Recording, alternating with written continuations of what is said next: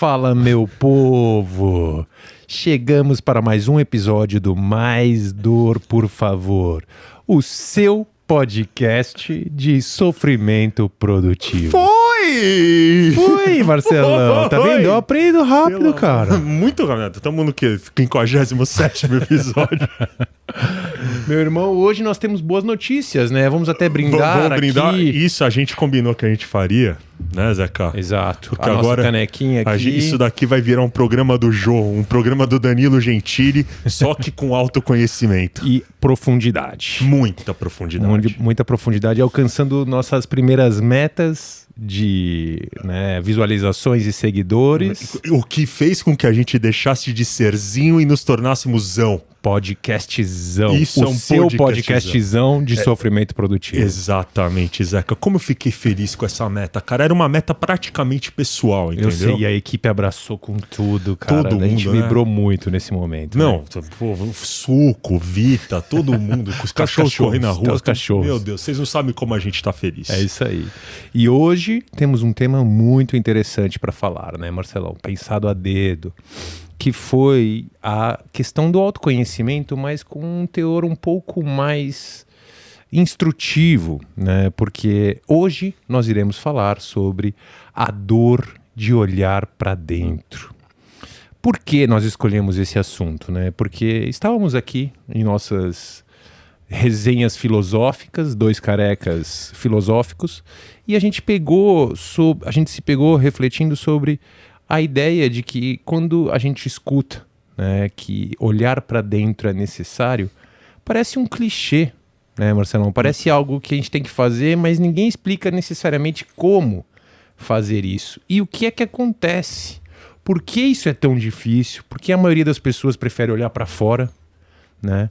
Tem até uma frase do Jung que eu gosto muito, que a gente pode abrir o podcast já com ela, que é assim... Não foi o Google Gloss dessa vez. Não foi dessa Nem vez. Sócrates. Nem Sócrates. Puta merda. Mas Jung também é profundo, hein, cara? Não, Jung ele é genial, né? Ele não tá ali no nível do Gil do Vigor.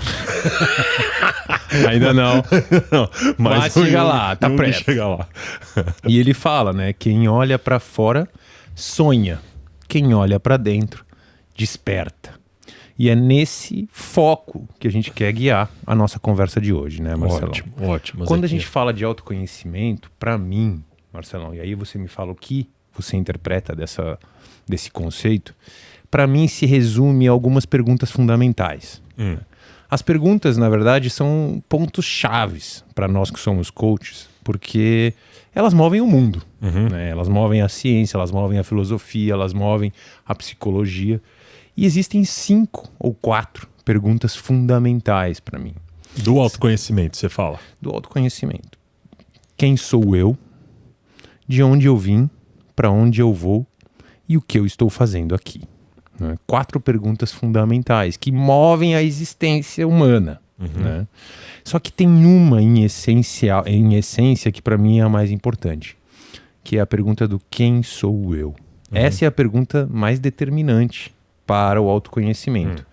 E o fato é que não saber a resposta para essa pergunta, na minha leitura, né, do movimento, da psique humana, gera aquilo que eu chamo de ferida fundamental. A ferida mais importante e a ferida mais profunda que nós temos, que está relacionada a uma resposta a essa pergunta, né? E como a gente faz para entender o que é o nosso valor, como a gente busca essas respostas, quais são os caminhos, é o que a gente vai falar hoje.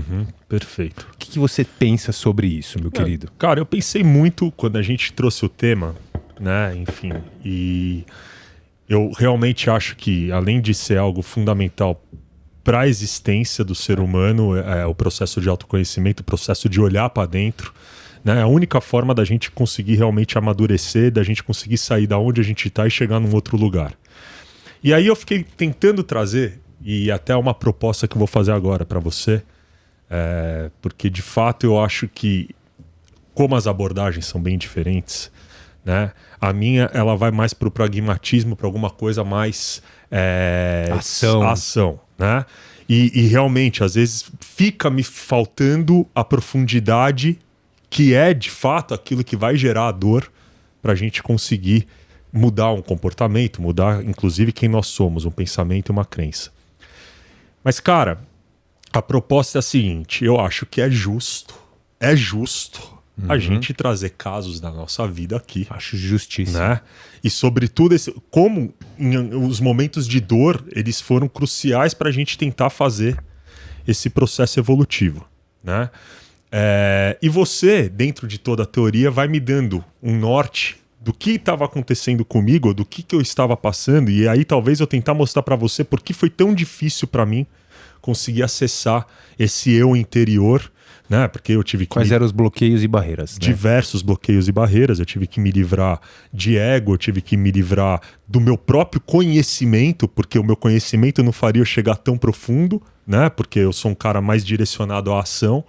E a ação, às vezes, ela te transforma num nível comportamental, mas ela não vai te mudar na essência, né?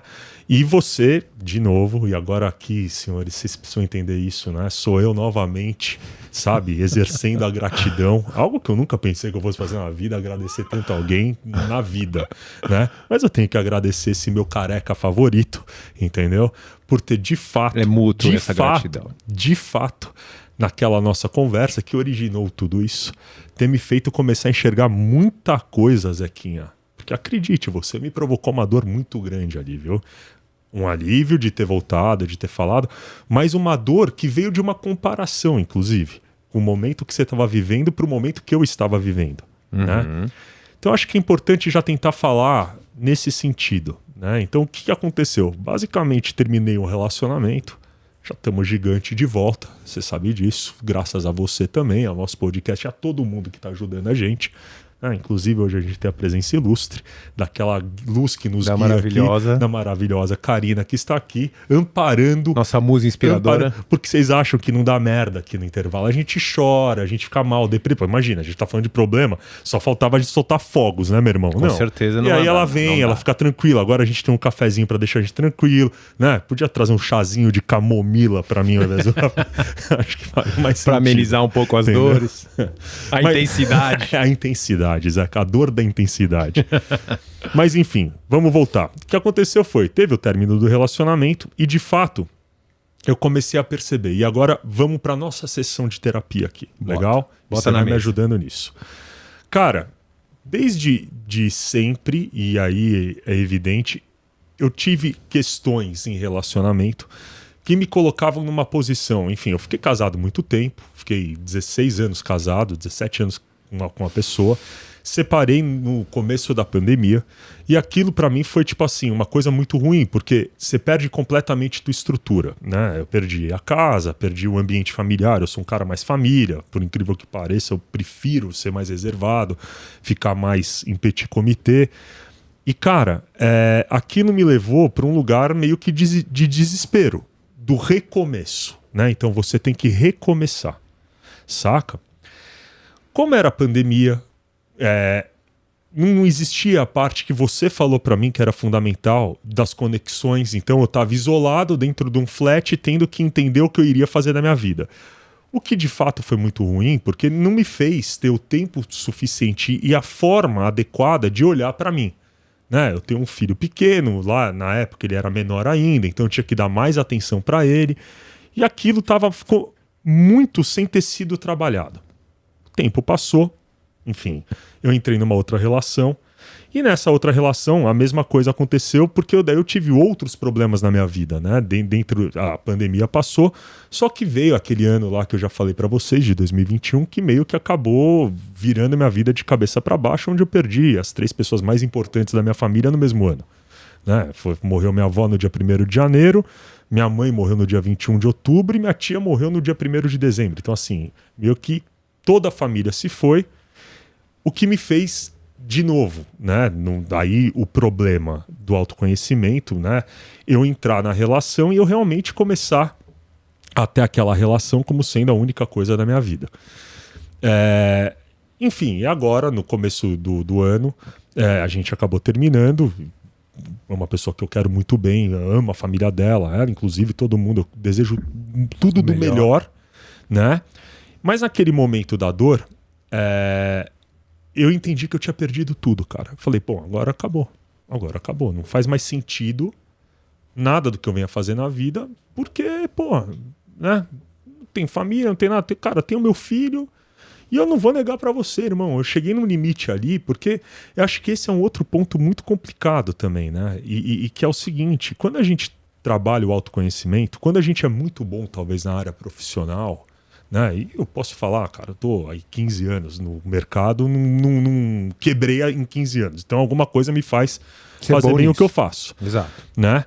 Mas, cara, quando você é bom em uma área, a probabilidade de você ter os seus gaps numa outra área é muito grande. E eu vou te falar uma coisa também, cara, e eu falo isso por mim, porque eu também sou da área de desenvolvimento humano. A gente aprende para ensinar aquilo que a gente mais precisa. Ou seja, a gente acaba ensinando aquilo que a gente mais precisa aprender. Bom, vai ver que é por isso que no meu PhD é em relacionamento, né, malandro? Então, assim, eu falo muito bem. Eu falo muito bem sobre isso. Porque no final a gente está orientado às nossas próprias dores, cara. É a nossa maior motivação, você sabe bem disso. É claro, é um fato, né? E, cara, esse foi o ponto, talvez, crucial de tudo que eu tô falando. Então, a gente está falando aqui da dor de olhar para dentro, né? Quando tudo isso aconteceu, a primeira coisa que me veio na cabeça, e aí eu já quero que você comece a instruir, antes de eu ter lido a tua mensagem, foi o que eu faço, então, das perguntas que você estava falando, né? O que eu vou fazer da minha vida agora? Não, o que hoje, olhando para trás, já, cara, é uma frase que me dá, é uma pergunta que me faz ficar com medo de mim mesmo, assim, cara, peraí, meu irmão, foi uma área da tua vida que terminou e você tá questionando a vida, tipo, tá tudo bem. Então eu acho que as pessoas elas tendem a fazer isso, elas pegarem uma área da vida ou um problema numa área da vida e transformarem aquilo como sendo... Elas transformam a parte no todo. A parte no todo, né? O que faz com que você... E a gente faz isso em muitos, não só conosco, mas com os outros também, né? Também. E o que faz com que você também acabe sofrendo mais, né? Porque com certeza. É muito mais difícil você resolver uma vida inteira do que você resolver uma relação, digamos assim. Mas eu lembro que eu fui pra fuga, né? Eu tentei pensar formas de como fugir, racionalizando. E aquele negócio, não, porque aí você começa a fazer matemática, você começa a tentar entender quantos anos você tem, quanto tempo tem disponível. Pelo menos eu, né, Zeca, que sou um cara... Não, isso é normal, Marcelo. Então tô isso dentro. É comum, normal eu não gosto muito, mas é comum. Tô dentro do... Tá dentro. Tô dentro, então tá bom. Aí o que acontece é o seguinte, né? Naquele dia, eu li a mensagem que você tinha escrito. E, cara, aquilo me colocou num lugar de sofrimento, né? De sofrimento em duas formas. Uma primeira, por ver o quanto eu estava exagerando uma situação que, de fato, é algo cotidiano, mas que para mim estava doendo muito, e aí eu quero que talvez você tente mostrar por que para algumas pessoas esse olhar para dentro dói muito mais do que para outras pessoas, porque eu acho que aí veio sim todas essas feridas que você falou, né? Eu estava na rejeição, eu estava no abandono, eu estava na carência, eu estava com todas essas feridas abertas. Então a primeira dor foi essa, de uma comparação e de entender, cara, eu tô com meu irmão passando pelo que ele tá passando e o cara tá conseguindo enxergar isso de uma outra forma. E aí teve até um pouco de vergonha também, viu, velhão? Não vou negar, cara. Eu falei, puta, meu, como assim, velho? Tipo, né? Olha o cara, olha você. E essa comparação, no limite, ela foi boa, porque eu não sou um cara de me vitimizar, então eu não ia pegar isso e ia fazer disso, por exemplo... um estado meu do tipo assim, não, mas olha o que você viveu também. Não, na hora que eu comparei eu já falei, meu, você tem que parar. E comecei a olhar pra dentro. Aí o bicho pegou. Aí, e você sabe bem disso, porque... Você puxa o rabo lá da lagartixa, vem um dragão, né? Você tá louco, dragão. Veio... Fred Krueger com irmão, Jason, com tudo. A hora que veio. E você estava presente, né? Você e a Ká tiveram boas noites acordados aí, tendo que me amparar. Porque acreditem, senhores, eu tenho o Zeca como terapeuta pessoal. 24/7. Privilégio, hein? 24/7 eu ligo pro Zequinha, ele atende com essa aqui cara. disposto a socorrer. É isso aí, entendeu? Mas é pra poucos, você mereceu. Eu acho, espero que sim. Tem um mérito aí. Espero que sim. Mas até porque pra fazer podcast vai ter que raspar a cabeça, porque não combina. Ninguém é tão parecido quanto a gente, Zeca. Não. Eu fico tranquilo, entendeu? Você nunca vai me trair nesse sentido. Vai achar um parceiro pra cumprir aqui, né? Não vai. E aí, cara, nessa conversa que eu tive, nesse momento que eu olhei pra dentro, cara, eu comecei a entender o quanto eu tava errando também. né? O quanto eu realmente tinha que trabalhar uma parte dentro de mim para que isso não voltasse a se repetir em outros relacionamentos. Essa carência que eu sempre tive, essa necessidade de atenção, né? E, cara, é óbvio, é um processo. A gente ainda erra, eu ainda penso algumas coisas e eu tô num processo... Não tem linha de chegada para isso. Não tem linha de chegada, é constante. Obrigado por você ter falado isso, porque se a gente coloca também que a gente já tem que estar bom, a gente não vai querer continuar se trabalhando, entendeu? Exatamente. E pra mim foi sensacional, cara, isso que aconteceu. Eu sou um cara, por incrível que pareça, senhores, vocês podem acreditar, o Zeca sabe disso. Eu sou um cara extremamente amoroso, romântico. Cara, eu amo gente, né? Gabriel sabe que eu daria um beijo nele agora, mas é um cara comprometido, já mostrou ali antes. Não tenho problema nenhum, Zequinha. Eu sou um coração aberto. Sim, é verdade, eu conheço. Você entendeu? Mas nesse momento eu tentei entender o porquê que eu era tanto assim também. E veio a dor de enxergar que isso talvez viesse desde a questão mais básica de família, da minha infância, da relação que meu pai e minha mãe tiveram, do quanto eu sofri eventuais abusos dentro de casa e tudo mais, enfim, dentro dos limites do que é um abuso comparado com outros, né? Psicológico, sobretudo, né? E, cara, entender que isso é o que me formou e que me fez ser quem eu sou hoje. Mas que também nunca é tarde pra gente recomeçar, né, Zequinha? Nunca é tarde. E é isso que eu acho que eu queria entender de você. Por que você acha, cara, que para algumas pessoas um processo como esse é muito doloroso, para outras pessoas um processo como esse ele é mais ameno, né? E mais do que isso, cara, o que traz a dor? Porque a dor ela é física, aquilo que você falou, cara, né? Quanto mais eu olhava para uma carência minha, menos eu podia julgar o outro. Não sei se você consegue entender o que eu tô falando. Eu entendo, porque você, no contraste das situações, você vê o outro numa situação pior, lidando de forma melhor, e aí você se coloca, mas como eu tô passando por isso com uma intensidade de problema menor, né? Enfim, ou perto daquilo, é isso que você está dizendo? É exatamente isso. Não, e assim, o outro mesmo, por exemplo, num relacionamento, legal? Término de relacionamento é aquilo que a gente estava falando. Você já cai nos padrões do ego, da transferência de culpa, você já começa a tentar acusar o outro. E aí o que eu mais tentei fazer foi me apegar a fatos para tentar não fazer julgamentos errados. Mas mesmo assim, cara, é muito gostoso quando você consegue enxergar que o problema não é você, que o problema é o outro. Só que a gente não muda o outro, né, Zeca? Não. O que a gente pode fazer, e o que eu acho que você, né, quer como resposta sobre isso que você está me trazendo, voltando para essa questão da ferida emocional, da ferida fundamental.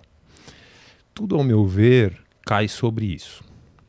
Quanto melhor a minha percepção sobre mim mesmo, quanto mais estável o meu senso de valor, porque ele sempre vai oscilar. Meu senso de valor é em relação ao grupo, é em relação à sociedade. Se eu hoje estou num bom emprego e amanhã eu perco esse emprego, eu começo a questionar o meu valor. Porém, esse senso de valor tendo uma certa estabilidade, ele oscila menos.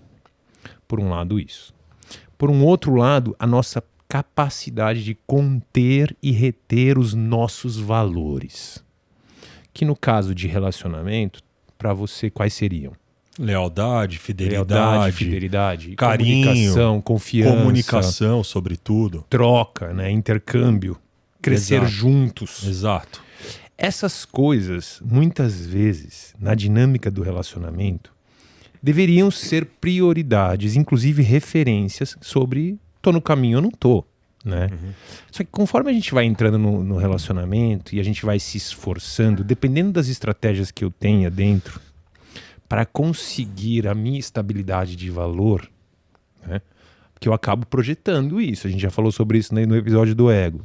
Quando eu me apaixono, quando eu me relaciono com alguém, as minhas feridas ficam projetadas. É como se num primeiro momento eu quisesse que aquela pessoa me ajudasse a curar minhas feridas. Explica isso de uma forma mais simples para as pessoas que talvez não tenham visto o episódio ou que ou que talvez não tenham tanto conhecimento técnico da psicologia. Para mim, isso é muito importante. A forma mais simples da gente exemplificar isso é o seguinte: eu tenho carências e faltas por necessidades que não foram atendidas na minha infância. Sim. Então, ou seja, eu tenho meu pai e minha mãe como referência de mundo. Meu pai e minha mãe porque receberam uma educação tóxica ou tiveram problemas na educação com os pais deles, na linha de gerações, né? não conseguem me transmitir um afeto sincero, né?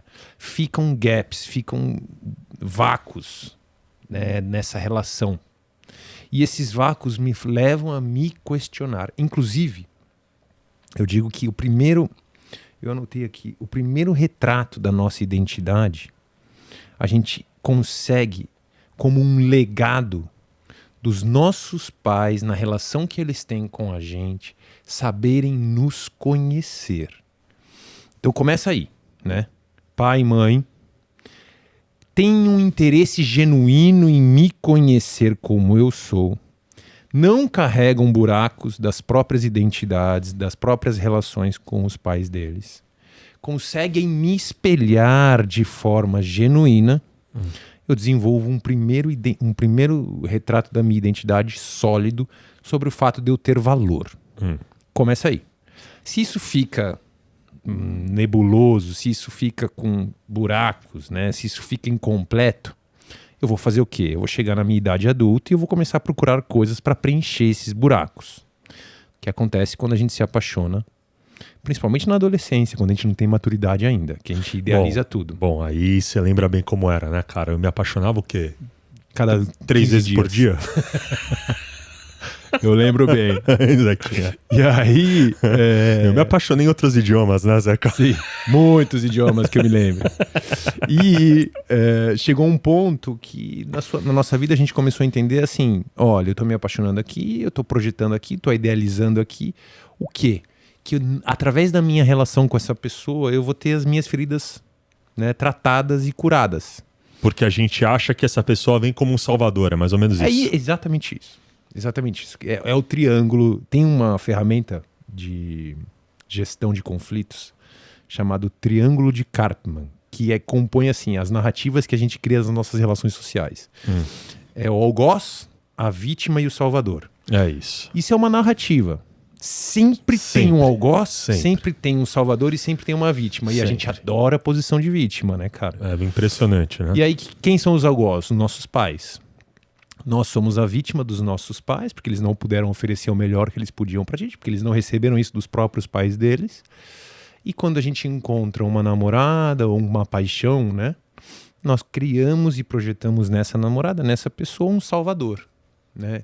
Referente ao algoz, sendo nós as vítimas. Mas essa projeção, para você, ela diz respeito a uma tentativa de reconstruir uma falta na infância? Ou, então, no seguinte sentido, esse amor projetado que você tem por essa pessoa, ele é um amor projetado da infância, da falta ou de uma necessidade da infância, ou ele é um amor real, ou ele é alguma coisa que você é uma necessidade? Tem as duas coisas. Tem as duas coisas. O problema maior é que vai chegar os momentos... Primeiro assim, ó, quando tem a paixão, quando tem o primeiro momento da paixão, não existe consciência de nada, é só um movimento químico. É tão bom, né, Zeca? É bom, mas também é onde você a gente se apaixona. tropeça. Cara, ele se apaixonou muito? Pode falar. Eu era super apaixonado. Ele era muito apaixonado? Ele é romântico? Romântico pra caramba. Puta cara romântico, cara. Escrevia cartinha? Escrevia. Fui viajar, mão, mandava mão, postal, assim? cartão postal de todos os lugares que eu fui. Gente. Zequinha do céu, quem te viu? Pois quem meu irmão. O ser humano evolui, né, Zé? Evolui, mas eu irmão. também sou um cara apaixonado, viu? Eu sei que sim. Você sabe que eu sou. Pô. Mas aí que esse é o ponto, Marcelão. Quando eu tava vivendo esses momentos, provavelmente você, veja como é a amarra das dores entre paixão e dores, né? O que eu tava, de certa maneira, fazendo? Eu tava colocando toda a minha energia no outro, com a ideia de garantir que aquele outro se preservasse no meu mundo. Não perder o outro, você fala. Para não perder, para conquistar, para ser uma pessoa, né, de valor. Porque no fundo, eu tô me sentindo uma pessoa de valor a partir do gostar, do olhar, do sentir do outro. O fato de você gostar de mim, muitas vezes é mais importante numa dinâmica de sociedade como a gente está hoje, do que eu gostar de mim. Olha isso, cara. Isso pra mim matou. Matou, cara. É isso. Entendeu? E aí resume, né, em poucas palavras, da forma como a gente estava querendo dizer. Então, ou seja, se eu não tenho um senso de valor estável sobre mim mesmo, eu fico suscetível à corte da opinião pública. Mano, tá falando bonito hoje, Zequinha. Tá tudo anotadinho aqui, porque eu fiz aqui, ó. Não, porra, corte da opinião pública. Tipo, o julgamento do outro, ele virou corte da opinião pública. Eu não vou conseguir, velho. Eu não vou conseguir acompanhar isso, viu, velho? Não, mas o fato é isso. Nós estamos fragilizados, tão fragilizados perante a opinião pública no geral. Porque a necessidade de pertencimento volta, que você tem que ser um cara com casal, estável, um cara sozinho, né? Um cara legal. Veja que legal isso. Uma vez eu estava vendo uma palestra no TED Talks que me marcou muito. Eu até procuro, deixo nos comentários aí para o pessoal ver qual era a palestra. Mas ela falou um negócio que foi muito, muito profundo e muito marcante para mim. Ela fala assim, a gente pensa que as grandes escolhas da vida são as escolhas que todo mundo faz. Caso ou no caso, tenho filho ou não tenho filho, compra essa casa ou não compra essa casa, mudo de emprego ou não mudo de emprego. Ela fala, essas não são as mais importantes. As mais importantes são aquelas escolhas que a gente toma no nosso íntimo. Minto ou não minto? Serei honesto ou não serei honesto? Passo a perna nessa pessoa ou não passo a perna nessa pessoa? Essas são as escolhas que de fato refletem, né, a nossa capacidade de se conectar com o nosso valor.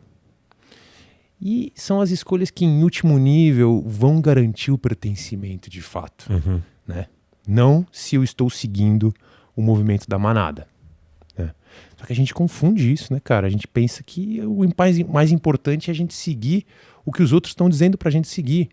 O que essa massa sem cara, que é a sociedade, nos diz para fazer. E isso te tira do autoconhecimento, né? Te faz ter o conhecimento de todos. E é engraçado você falar isso, porque para mim, cara, né, aí saindo um pouco da parte do relacionamento, existe um movimento no mundo hoje que está fazendo o ser humano se tornar mais vazio.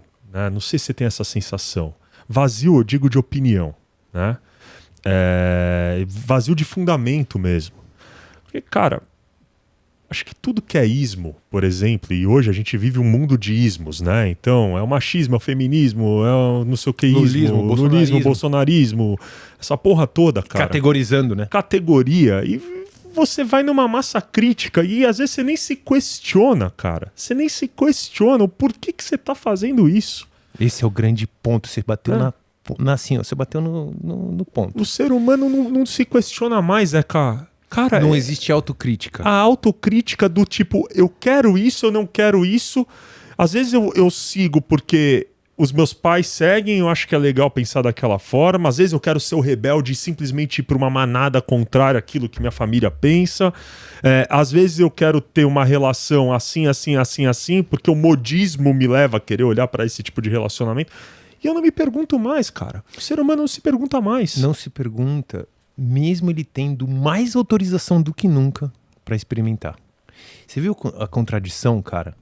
Nunca nós fomos tão permissivos na história da humanidade. Para poder provar o que quiser. Para poder experimentar, para poder buscar, para poder fazer isso.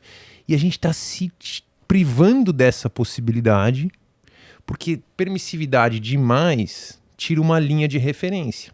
Né? É claro. E aí, por consequência, por mais que eu possa experimentar à vontade, em último nível, eu procuro aonde está a minha maior possibilidade de ser aceito. Exato. De ser amado e validado. Exato. Né? E aí que está o ponto, né, cara? Voltando para sua questão do relacionamento. A gente se perde nesse processo justamente porque, no fundo, você não está... No momento que você termina um relacionamento e você lida com o vazio, da quebra de identidade, né? Do tipo, o que eu tenho da minha vida agora e tal. No fundo, você não está reagindo a essa situação especificamente. Você está reagindo a todo um histórico de vida que você tem. Que você não trabalhou. Que é aí a oportunidade. Tá. Então vamos lá. Passo pelo problema, acontece a situação. Primeiro, acho que a sensação que vem é uma sensação de perda total e um vazio existencial, né? Isso é uma outra coisa interessante. Como o autoconhecimento, para você começar a imergir o autoconhecimento, para você começar a desenvolver, você vai pro que o Frankl falava do vácuo existencial, né, cara? Você sempre vai ter aquele flat na cabeça sem nada, ou seja, você não tem mais crença, você não tem mais comportamento, você não tem mais capacidade. Do zero. É uma reconstrução do zero. É você cruzar o limiar pro desconhecido, né, cara? Cara, é bizarro. E aí, então, eu chego nesse vazio. Então, fato, reação ao fato, vazio. A partir daqui, eu preciso me reconstruir. Nesse momento é que você acha que a gente tem que começar a olhar para o nosso passado. Esse é o Nesse momento que a gente tem que começar a reparar os erros do passado. Por quê? Por quê? Exatamente aí, cara.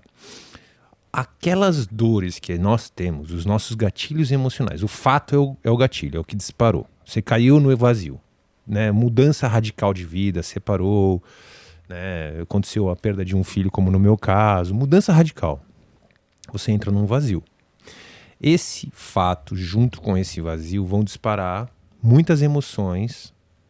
E essas emoções, com esses gatilhos, são os pontos de partida para uma trilha em direção aos fatos causais, os fatos iniciais que causaram a sua forma de reagir a esse tipo de situação. Uhum. Se nós temos um bom senso do nosso valor e temos uma boa contenção dos nossos valores pessoais, né, como no caso dos seus relacionamentos, bastaria você fazer se apegar a isso, ao seu senso de valor. Eu consigo, eu já fiz isso antes, já me superei 1000 vezes. Para mim, de fato, eu queria crescer junto com ela e eu olho minha relação hoje com ela e a gente não estava crescendo mais junto. Não teria sentido eu investir nisso, né? Mas é engraçado você falar isso, porque eu tenho particularmente isso. Eu tenho uma clareza muito grande do que você sente. Do que eu sinto e do que eu sou e do que eu quero para minha vida. Isso para mim é no-brainer. O que eu quero para minha vida, eu sei. Uhum. O que aconteceu em relacionamentos, e aí talvez seja um ponto, porque talvez, e isso é o que eu estou trabalhando agora, é exatamente o meu processo de autoconhecimento, né?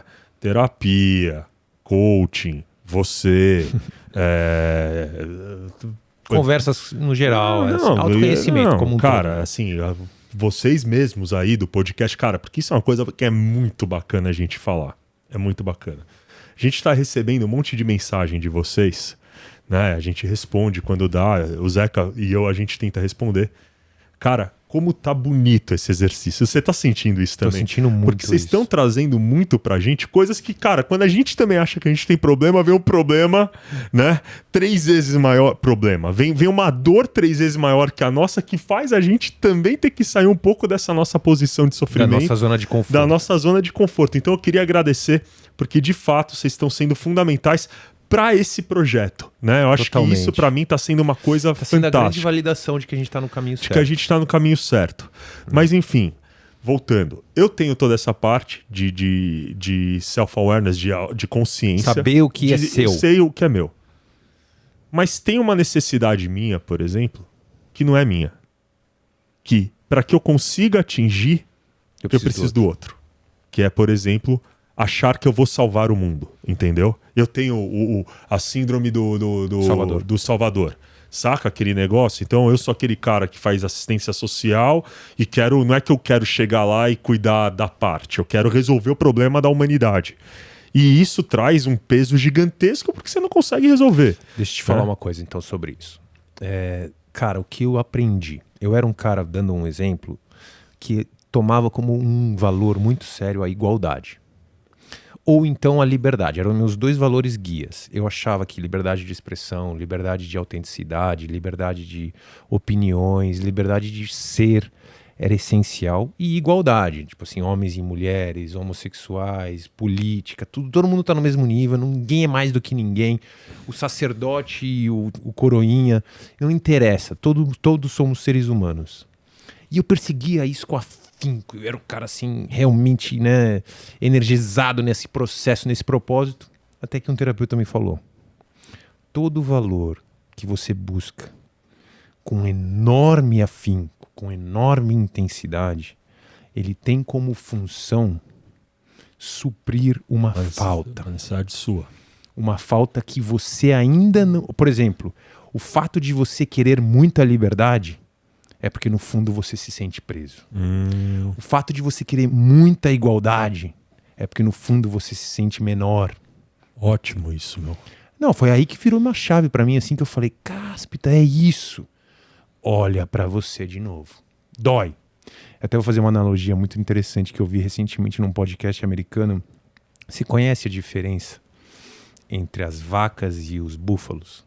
Agora ele tá falando um pouco mais minha língua. O cara tá deixando Sócrates. Analogia.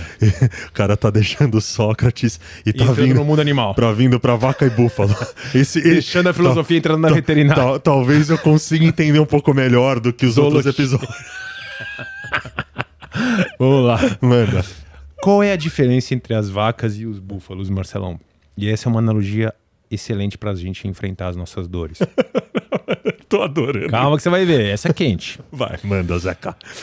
Quando ambos, tanto a vaca como o búfalo, eles conseguem pressentir quando uma grande tempestade está a caminho. Antes da tempestade chegar, eles conseguem pressentir isso. As vacas, elas caminham na direção contrária da tempestade. Se a tempestade está vindo daquele lado, elas vão para o lado oposto. Os búfalos não. Eles sentem que a tempestade está vindo da frente deles, em vez deles virarem e irem para outra direção, eles vão em direção da grande tempestade. O que acontece aí é que as vacas, inevitavelmente, se cansam. Elas começam a andar, e elas inevitavelmente se cansam e a tempestade alcança elas. E elas continuam andando naquela direção. O que acontece é que aquela tempestade alcança elas e elas começam a andar numa mesma velocidade, não numa mesma velocidade, mas numa mesma direção, e aquilo se estende muito mais. Porque bem ou mal a tempestade começa a acompanhá-las. Exatamente. No momento. E o búfalo não. O búfalo ele vai em direção à tempestade. E o que atravessa. acontece é que ele chega primeiro nela, mas a tempestade está numa direção, o búfalo está em outra. Ele passa por ela mais rápido. Olha que animal. Isso, para mim, é a minha analogia para a gente aceitar e enfrentar as nossas dores. Quanto mais a gente fugir da tempestade, eventualmente a gente vai cansar e a tempestade vai nos alcançar e eventualmente a gente vai ficar preso dentro da nossa tempestade. Já o búfalo, né? Ele vai em direção, ele mergulha. Teve até uma brincadeira que a gente fez recentemente num comentário lá. Onda grande a gente atravessa mergulhando, entendeu? É isso. Porque, cara, não tem outro caminho. É isso. Se você tentar fugir da onda grande, ela vai te dar um capote, vai bater no fundo do mar, vai quebrar um braço, vai quebrar uma costela, que seja, vai sair muito pior. Então é isso que acontece. No momento que você descobre no vazio que tudo aquilo do seu passado, que eu chamo de memórias implícitas ou traumas, estão emergindo no vazio, porque o vazio é a oportunidade perfeita, o vazio existencial é a oportunidade perfeita para tudo aquilo que você está suprimindo emergir. Começa a vir as dores, cara. Começa a vir as dores. Então vamos lá. Agora a gente tá com um tempinho aí. Então agora vem a hora da dor. Vamos lá, entra na dor. Não, porque acho que é importante, até pra gente resgatar, e porque pra mim é assim, de novo, novamente, todas as premissas se permanecem. Você só vai falar aquilo que você se sentir confortável em falar. Legal?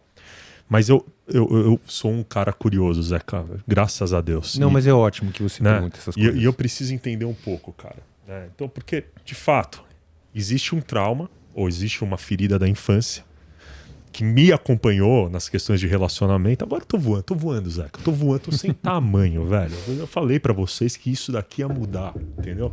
Não é o Daniel que tá sentado aqui, é o Gabriel, mas ele tá... Tô muito maior ou não tô do que quando chega aqui? Fala alto pra eles ouvirem. Tá muito maior. Gigante. Meu irmão, agora muito... Nossa. Mas enfim. Nos relacionamentos, isso me acompanhou. Chegou um momento que eu entendi. Vou parar porque é um padrão da infância. Foi um padrão da infância. Legal? O que me jogou no vazio existencial, e eu consegui olhar para trás nesse vácuo, nessa dor, e entender nessa dor o que eu precisaria fazer para ressignificar minha vida. Tá? No autoconhecimento. Então, a dor de aprender a ficar sozinho, a dor de aprender a não ter que dar tanta atenção para o outro e ser desesperado por afeto, a dor de conseguir corresponder às expectativas do outro sem criar expectativa no outro. Então, foram várias dores, estão sendo várias dores que eu estou trabalhando constantemente para conseguir me tornar alguém melhor. Vamos para o teu caso. Legal?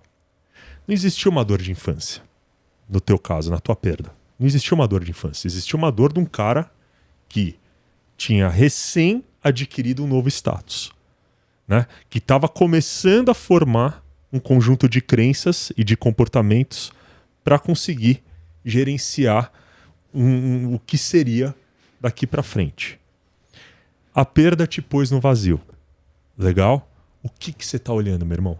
Tô olhando. O que você está olhando? O que você está realmente querendo entender dentro de você do que você pode ser um ser humano melhor? E mais, como você acha... E aí, cara, de novo, Zeca, assim, velhão, acho que a gente tá aqui também por um motivo. Como você acha que essa dor vai te ajudar e vai te transformar num ser humano melhor? O vazio, ele, nesse caso, ele é o maior vazio de todos. Ele não te coloca diante das suas feridas de infância, mas ele te coloca de uma reflexão referente à vida e morte, né? Do tipo, muito além disso. Porque você, ao lidar com essa dor, todas as outras dores que você viveu na sua vida ficam insignificantes. Tanto que uma das coisas que eu mais converso com pais que estão passando pelo mesmo processo que eu é isso. A gente perdeu o medo. A gente não tem mais medo de nada, porque até de perder um filho novamente, a gente tem menos medo, porque a gente já passou por isso uma vez. Então a gente já tem uma certa noção do que acontece, né?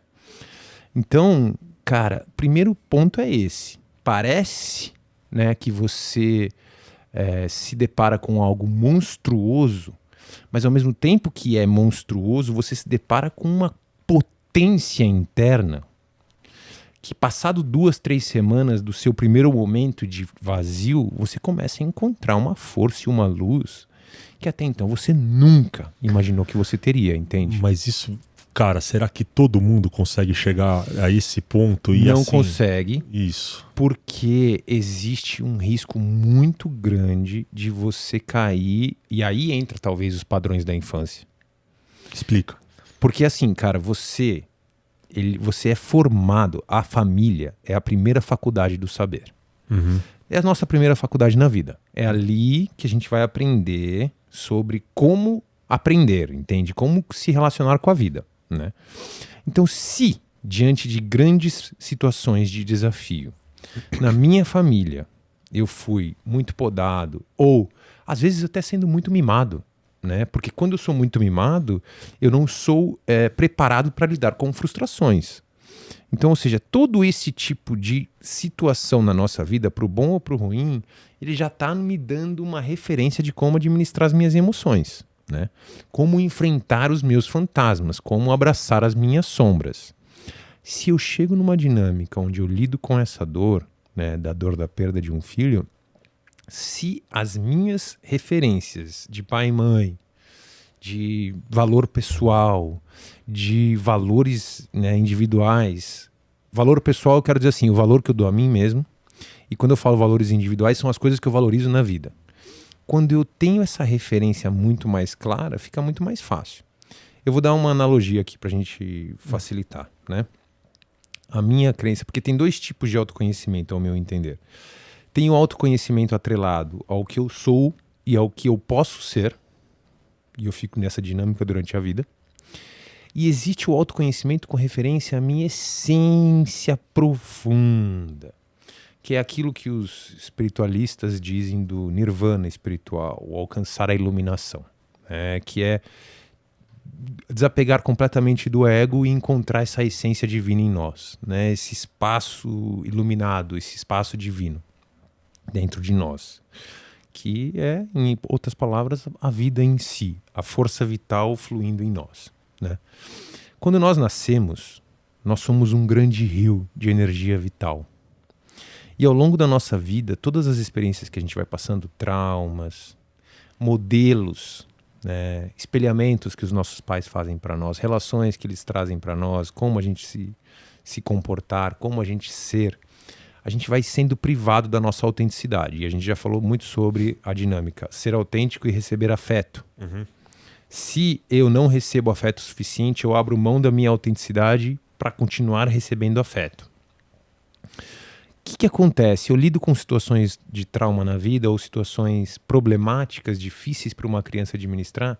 Esse grande rio, que é uma fonte de energia e que efetivamente nos proporciona muitos recursos, muitas potências para lidar com as nossas dores, uma sabedoria maior mesmo, esse rio vai se subdividindo em pequenos riachos.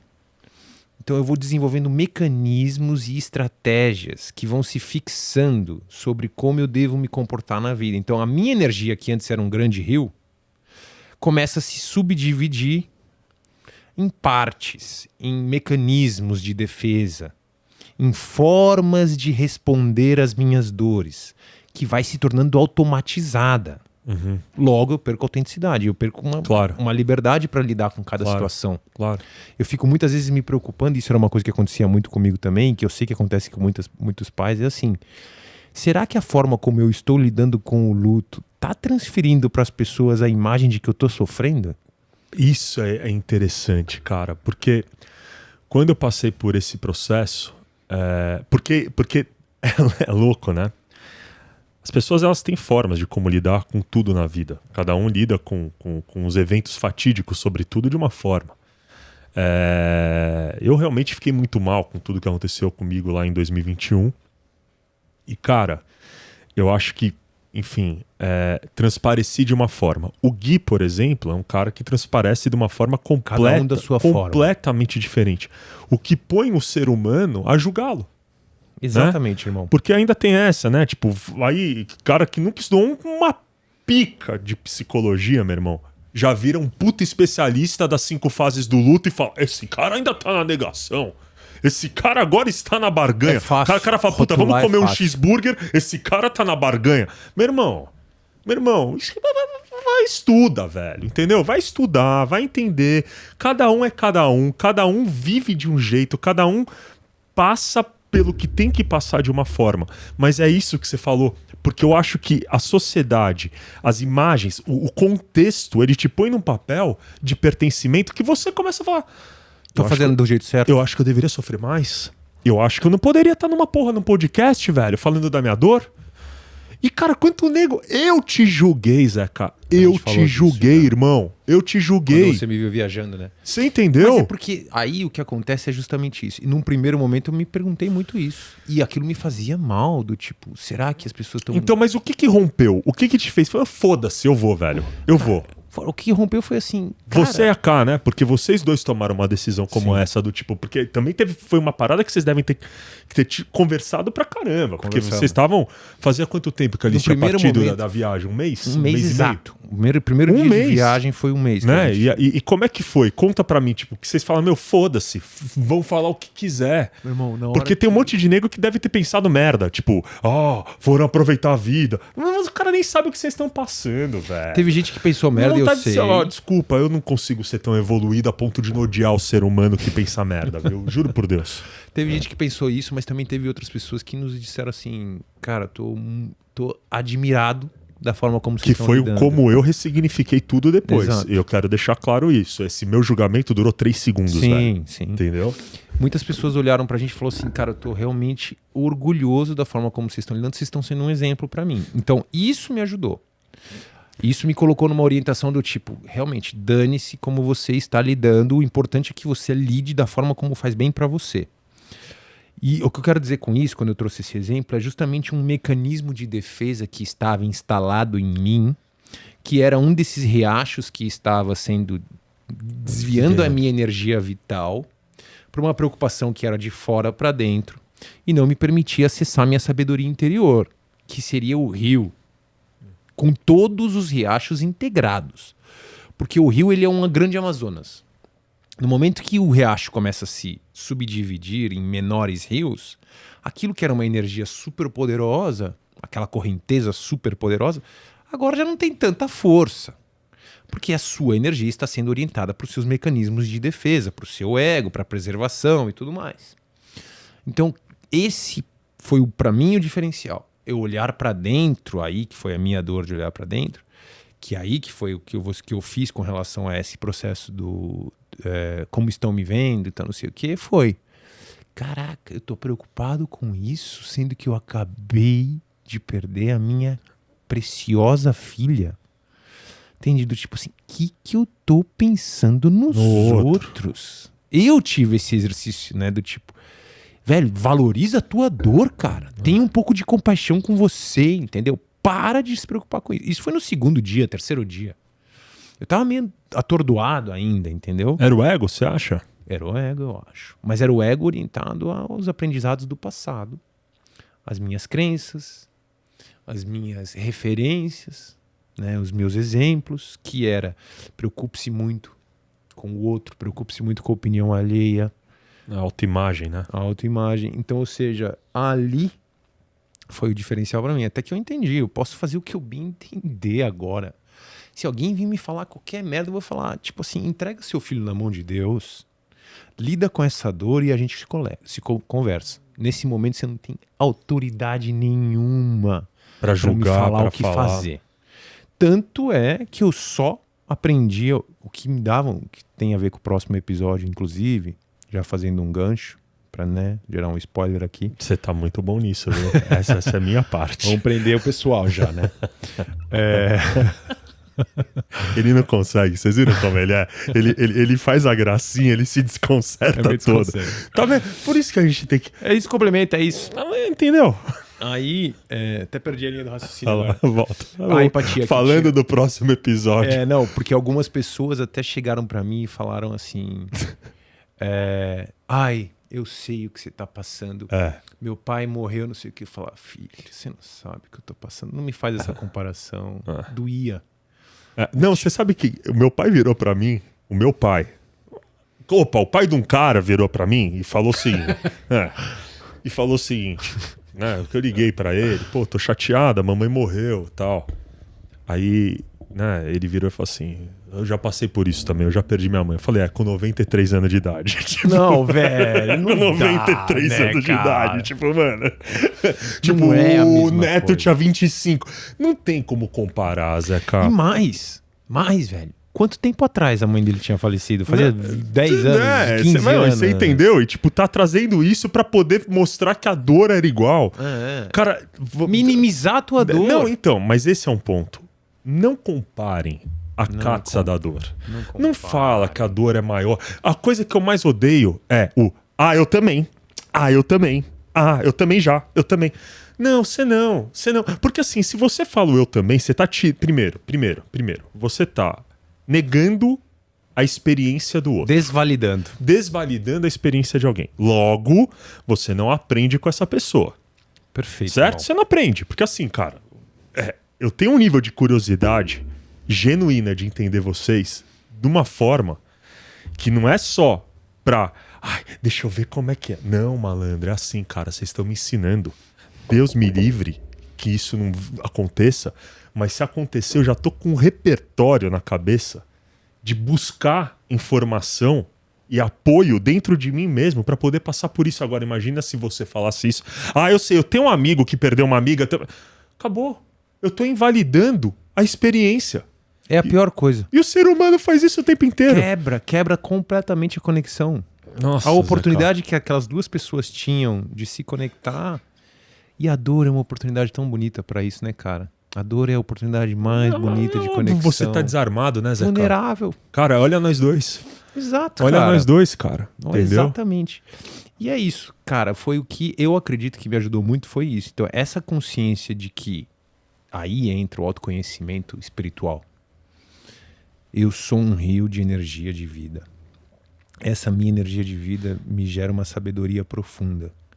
Se eu me reconectar com o meu rio de energia de vida, eu vou, primeiro, abandonar culpa, abandonar arrependimentos, abandonar necessidade de controle e vou viver num estado de sabedoria que vai, a cada passo, me gerar uma resposta para o que eu estou vivendo. Eu não vou querer tirar uma resposta completa. Só que tem muitos fatores aí que impedem as pessoas. Por exemplo, a culpa. Eu falava no começo. Graças a Deus aconteceu com a gente de uma forma, eu falei isso no primeiro episódio, que a gente esteve no hospital desde o primeiro momento, que nos favoreceu acreditar que a gente não falhou em dar assistência para ela. Mas supondo que eu tivesse falhado e que acontecesse uma coisa muito pior, por exemplo, dela falecer na nossa casa, eu tivesse visto a febre e não tivesse levado a sério, Alguns pediatras falam, só leve para o hospital depois de 36 horas. Se eu tivesse feito isso, cara, Tchau. a minha culpa ia ser profunda e eterna. Tem pessoas que... Não tem capacidade, não podem levar para o hospital. Exato. E aí elas se culpam. Né? E aí essa culpa prende elas. Mas por quê? Porque eles acreditam, e aí é o engano profundo, que a minha culpa vai me fazer, de alguma maneira, honrar aquele ente querido, como se eu tivesse disposto a provar o meu amor sacrificando a minha vida como um todo. E aí vem as questões de infância, o que eu aprendi. Porque isso não é uma verdade. A culpa é um episódio que a gente vai fazer aqui, a dor da culpa ainda. Esse vai ser bom, hein? Porra, esse é quentíssimo. Porque a confusão que as pessoas têm sobre por que a culpa está lá... Normalmente as pessoas estão pegando aquele pedaço de ferro que marca o gado, né? Se marcando assim com a culpa para nunca mais cometer aquele mesmo erro. Vão se martirizar pro resto da vida. Mas é justamente a culpa que te impede de focar no aprendizado. Claro. Que vai te permitir crescer. É óbvio. Que vai te permitir crescer com a pior dor da sua vida. Que foi o que eu fiz, né? Eu falei, culpa não vai me ajudar, cara. E eu te senti culpa mesmo assim, tá? Não vou negar. Mas é óbvio. No estado... Não, são 4 meses. Essa semana completou 4 meses.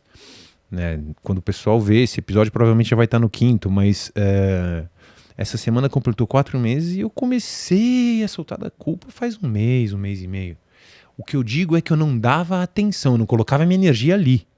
Se um mecanismo de defesa, um dos meus riachos, foi desprendido para justamente usar a culpa como um mecanismo de gestão emocional, de regulação emocional, porque eu aprendi isso na minha infância, eu vou ficar preso nesse mecanismo e eu não vou acessar a minha energia plena.